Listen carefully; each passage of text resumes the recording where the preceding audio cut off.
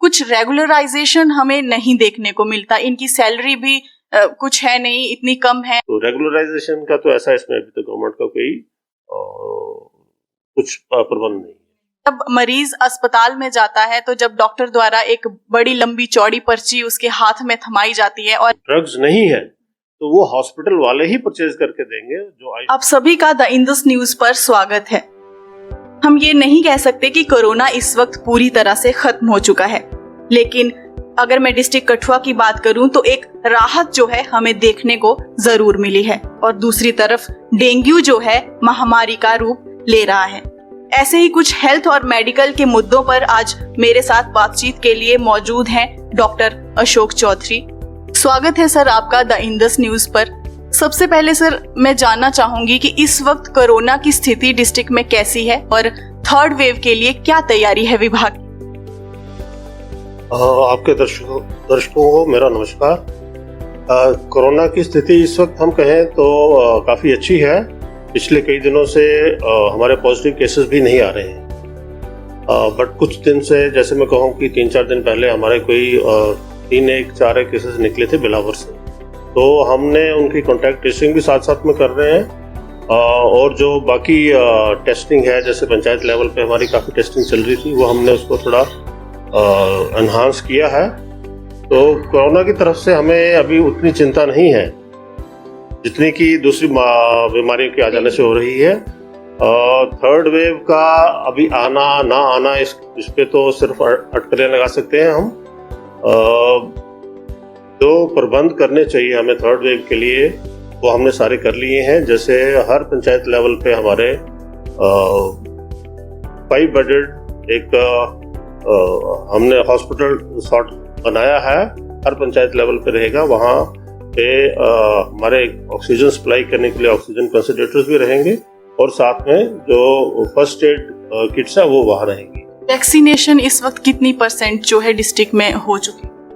देखिए, वैक्सीनेशन का एक हमारा अच्छा स्तर हो गया है। जैसे 18+ की एज को हम वैक्सीनेट कर रहे हैं अभी।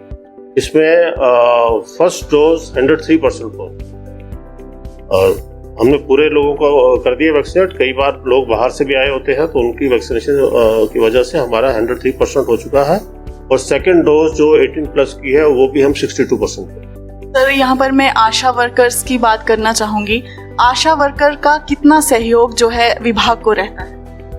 देखिए, आशा वर्कर्स तो मैं ये कहूँगा कि हमारे पूरे सिस्टम की बैकबोन है। यही वो लोग हैं जो घर घर जाकर बीमारियों में भी या इवन स्वस्थ लोग जो हैं उनको भी किसी किस्म की जानकारी देनी है।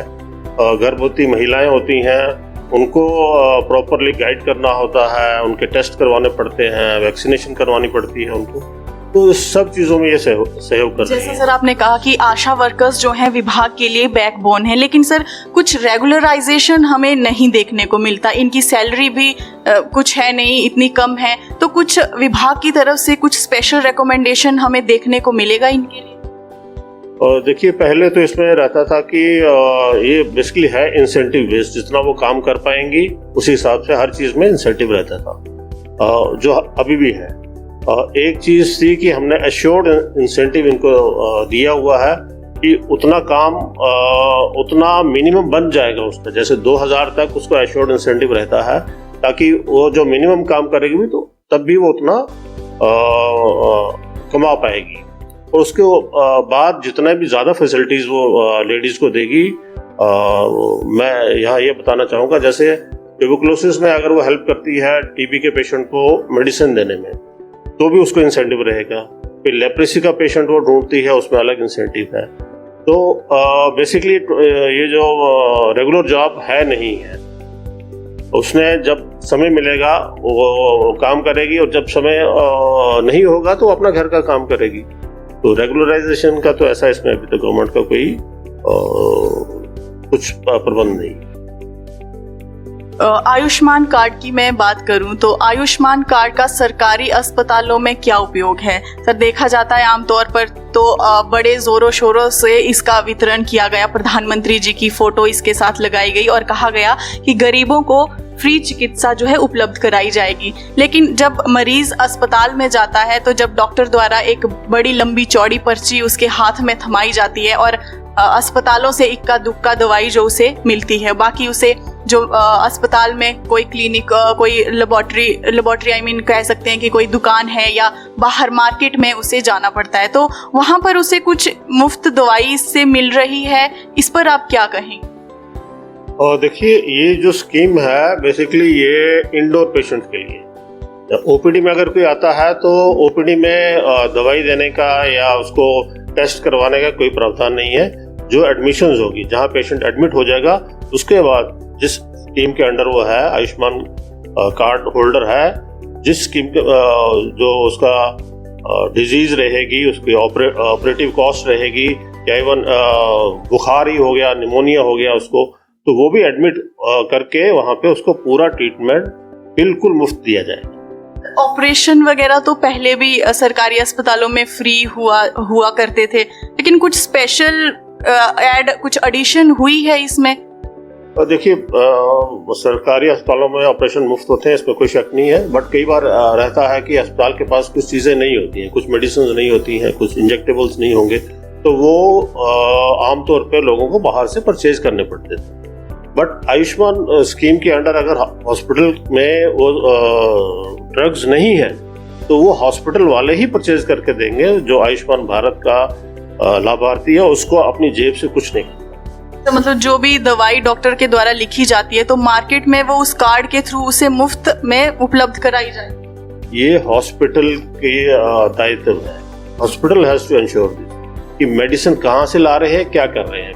वो पेशेंट से एक पैसा भी नहीं लेंगे, खुद अपने लेवल पे अरेंज करेंगे। अगर उनके पास नहीं है तो अपने बिहाफ पे। सर, आमतौर पर देखा यही गया है कि जब पंजाब या जम्मू जैसे बड़े हॉस्पिटल में पेशेंट जा रहा है और कार्ड वहां पर दिखाया जाता है तो उन्हें ये कहा जाता है कि इसका उपयोग यहाँ पर है नहीं है। तो ऐसी कोई लिस्ट स्पेशल जिसमें स्पेशली हॉस्पिटल मेंशन किए गए हों कि यहाँ पर इसका उपयोग होगा या ऐसा? ये देखिए, इसमें ऐसा है कि गवर्नमेंट हॉस्पिटल जो भी हैं J&K में सभी इसके अंडर आते हैं। प्राइवेट हॉस्पिटल की लिस्ट थ्रू आउट इंडिया की है, वो भी अवेलेबल रहती है वेबसाइट पे। वहां से आप देख सकते हैं कि कौन सा हॉस्पिटल आयुष्मान भारत के लिए एम्पैनल्ड है और वहां पे ट्रीटमेंट बिल्कुल मुफ्त रहेगा। और मैं तो ये कहूँगा कि प्राइवेट हॉस्पिटल से भी बड़े अच्छे रिस्पॉन्स आ रहे हैं। हमारे यहाँ पे एक गुप्ता हॉस्पिटल है, तो इसका काफी लोग वहाँ जाना पसंद कर रहे हैं और अपना ट्रीटमेंट करवा रहे हैं। अगला सवाल मेरा सर ये रहेगा कि जो पहले डिस्ट्रिक्ट हॉस्पिटल था फुल फ्लेज जो है वो अंडर आता था, सीएमओ कठुआ के अंडर था, पूरा कंट्रोल रहता था या सुपरिटेंडेंट जो होते थे। उसके बाद कठुआ में गवर्नमेंट मेडिकल कॉलेज जो है यहाँ पर आया। लोग बहुत खुश हो गए कि अब हमें एक और अस्पताल जो है मिलेगा। लेकिन बाद में ये कहा गया कि जो डिस्ट्रिक्ट हॉस्पिटल है जिले का उसको ही उसमें मर्ज करा जाएगा और उसमें ही कुछ अपग्रेडेशन जो है की जाएंगी। लेकिन ना तो अब हमें वो एक 2 हॉस्पिटल जहां मिलने थे वो एक ही मिला, वो भी आधा अधूरा। अब थोड़ा सा कंफ्यूजन ये है लोगों में कि अब हम हेल्थ डिपार्टमेंट के पास जा रहे हैं या मेडिकल डिपार्टमेंट के पास जा रहे हैं, कंट्रोल किसका है अब इस पर? देखिए, डिस्ट्रिक्ट हॉस्पिटल ये था 2 साल पहले जब से मेडिकल कॉलेज बना है, ये सारा कंट्रोल प्रिंसिपल मेडिकल कॉलेज के पास चला गया है। और इसमें एक्सपेंशन हो रही है और नए ब्लॉक्स भी बन रहे हैं। एज सच कहूँ तो डिस्ट्रिक्ट हॉस्पिटल अभी हमारा कोई भी है। मेरा कंट्रोल बाकी डिस्ट्रिक्ट के जितने भी इंस्टीट्यूशंस हैं, हेल्थ इंस्टीट्यूशंस हैं, तकरीबन 248 तक के करीब है, उन पे मेरा कंट्रोल है। बट ये मेडिकल कॉलेज का control principal government medical college Kathua के पास। मतलब यही लोगों जनता ये जानना चाहती थी, क्योंकि उन्हें अब समझ ही नहीं आ रहा कि हम जा किसके पास रहे हैं। और अगर इस पे सर मैं ये कहूँ कि लोगों का ये नुकसान हुआ है, जहाँ 2 हॉस्पिटल मिले थे एक मिल रहा है, वो भी मैक्सिमम यही देखा जाता है कि छोटी बड़ी सर्जरीज के लिए लोग बाहर पंजाब जैसी सिटीज में भाग रहे हैं या ऐसा कुछ। तो क्या लगता है आपको, नुकसान नहीं हुआ ये यहाँ की जनता? नहीं, नुकसान नहीं। देखिए, पहले जो फैसिलिटीज या सर्विसेज एक डिस्ट्रिक्ट हॉस्पिटल में मिलती थी वो काफी कम थी। अभी तो हर एक स्पेशलिस्ट के यहाँ पे एक नहीं कई डॉक्टर्स। पहले तो मुझे याद है कि सर्जन भी हमारे पास एक होता था, फिजिशियन भी एक था, ऑर्थोपेडिशियन, एक ही डॉक्टर थे जो ये सारा काम चलाते थे। अभी लेकिन इससे पहले तो लोकल डॉक्टर यहाँ पर जब तक मेडिकल ये गवर्नमेंट हॉस्पिटल था डिस्ट्रिक्ट जिले का, तो लोकल डॉक्टर यहाँ पर रहते तो लोगों को थोड़ा इजीली वो उनके साथ हर चीज हो जाती थी। लेकिन अब मेडिकल कॉलेज जब आया तो स्टाफ बाहर का आएगा, वो उनके कंट्रोल में रहेगा, तो आपको नहीं लगता कि थोड़ा सा डिफिकल्ट हो जाएगी ये? और देखिए, जब कोई नई चीज आती है ना, इसमें परेशानियां तो जरूर रहती हैं, और लेकिन मुझे लग रहा है कि एक बहुत बड़ा हॉस्पिटल आ गया है, मेडिकल कॉलेज रादर आ गया है, तो ये इसका लोगों को फायदा ही रहेगा। हालांकि कई भी, जैसे ये बड़ा अच्छा आपने कहा कि लोगों को ये नहीं पता होता कि सीएमओ से ये बताना है, यहाँ डेफिशिएंसी है, ये किससे बात करनी है, तो वैसे फोन कॉल अभी भी मेरे को आते रहते हैं, तो मुझे समझाना पड़ता है। शुरू में तो बहुत ज्यादा आते थे, अभी कुछ कम हो गया, तो मुझे समझाना पड़ता है, नहीं भाई उनका कंट्रोल उनके पास है। हाँ, मैं आपकी मदद जरूर कर सकता हूँ किसी को वहाँ कह के, बट उसके बाद डिसीजन किसने लेना है, क्या करना है, वो मेडिकल कॉलेज। शुक्रिया सर। अंत में मैं चाहूंगी कि आप लोगों को थोड़े से टिप्स दे दें, डेंगू जैसे इस वक्त बुरी तरह से फैल रहा है, कि किस तरह से वे अपने आप को इस संक्रमण से बचाएं और किस तरह का खान पान जो है उन्हें लेना चाहिए इस वक्त। ये आपने अच्छा सवाल पूछ लिया। डेंगू, जैसे मैं कह रहा था कि पीछे कोविड हमारा बिल्कुल ही खत्म हो गया था, इक्का दुक्का केस निकल रहे हैं, तो ये डेंगू ने पिछले कोई 20 दिन से हमारे काफी